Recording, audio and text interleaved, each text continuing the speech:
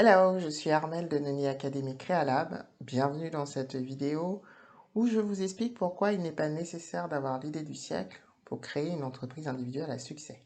Vous êtes prêts? C'est juste après l'intro rapide.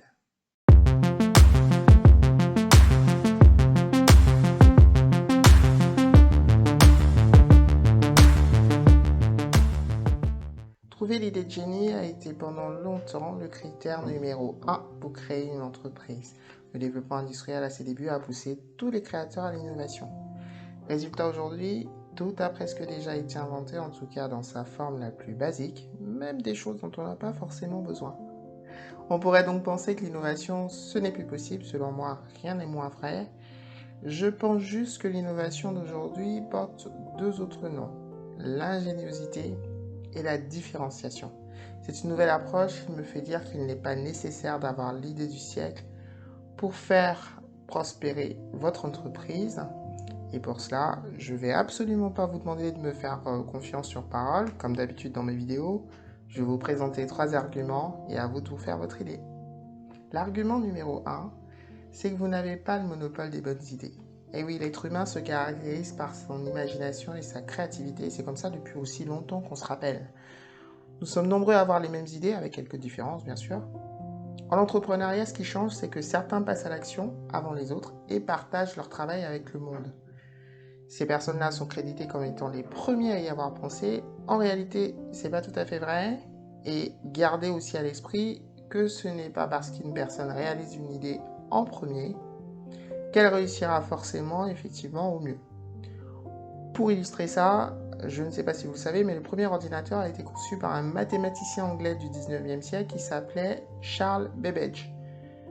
Pour autant, aujourd'hui, quand vous souhaitez acheter un ordinateur performant, vous pensez plutôt Mac, Microsoft, Asus, Acer, et j'en passe.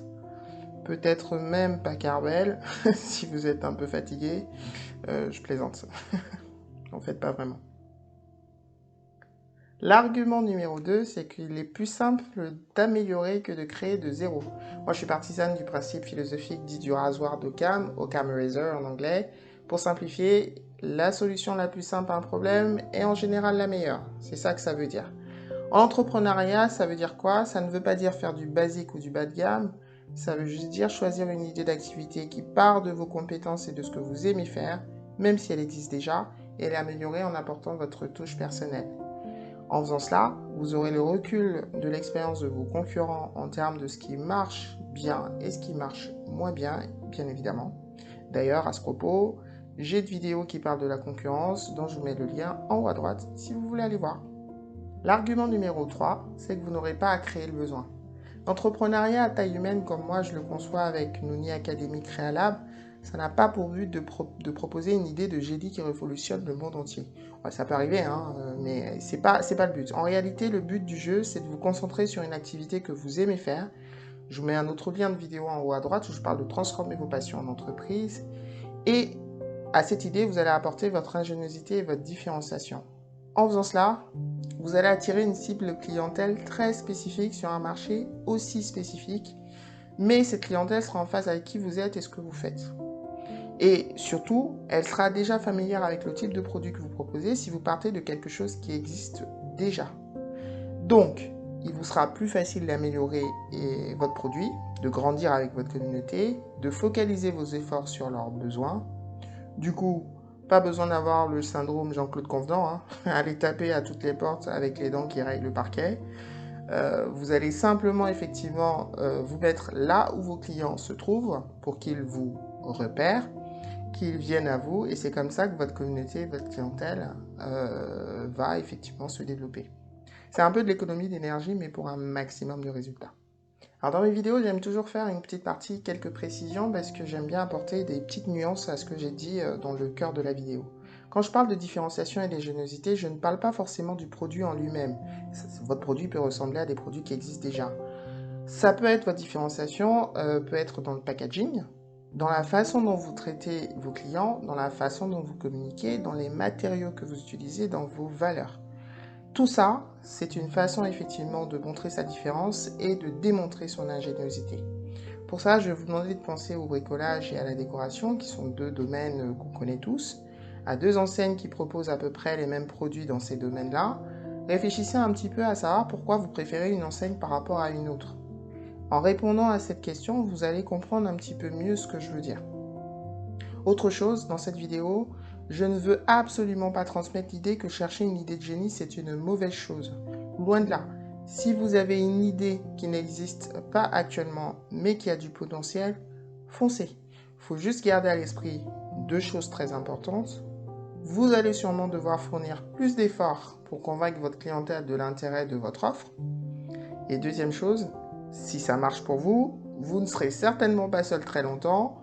Les amateurs de sport de compétition le savent bien, le plus dur, ce n'est pas de prendre l'avantage sur son adversaire, mais de le garder.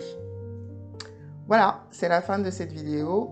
J'espère qu'elle vous a plu. Si c'est le cas, merci de liker, partager, de vous abonner pour être informé des prochaines.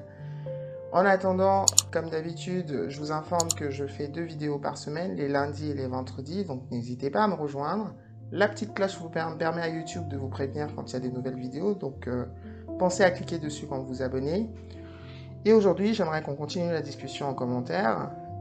Quelle est l'idée d'entreprise qui vous a le plus marqué ces dernières années? Je réponds à tout le monde et ça me ferait plaisir effectivement de vous entendre effectivement dans la zone juste en bas. En attendant la prochaine vidéo, on se quitte aujourd'hui avec le son du jour. Belle journée à tous!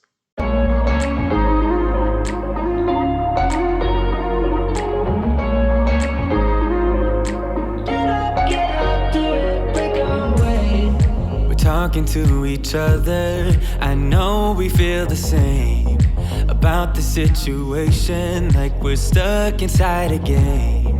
Time to get out of this circle, yeah, we both carry a scar. Let's rewrite the part we're playing, time to cherish who we are. The only thing I ever wanted starts with us taking the chance, not like anything we've done before, yeah.